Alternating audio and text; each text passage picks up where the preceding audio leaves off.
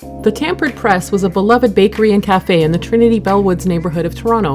Sadly, they recently closed down, but they also shared some of their recipes online, so today I'm making a cult favorite, their chocolate chip cookies. I'm including my version of the recipe with weights and grams, plus a few tips I found while testing the recipe, along with a link to the original recipe as shared on the Tampered Press Instagram account. Let's get started. Grab a medium bowl, and to it add the flour, baking soda, and salt. Give it a whisk to combine.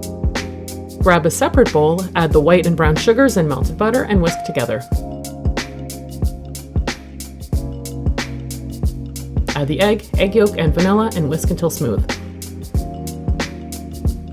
Add the dry ingredients and switch to a wooden spoon or rubber spatula and gently stir until combined.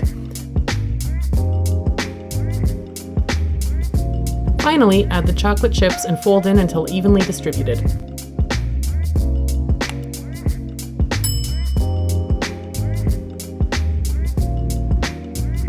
Using a cookie scoop or tablespoon, drop mounds of the dough onto a parchment or silicone-lined baking sheet. Leave a few inches between each cookie and pop them in a preheated 325-degree Fahrenheit oven for 12 to 15 minutes until just starting to turn brown around the edges and still looking a little underbaked in the middle. Allow to cool 5 to 10 minutes on the sheet before transferring to a wire rack to cool completely.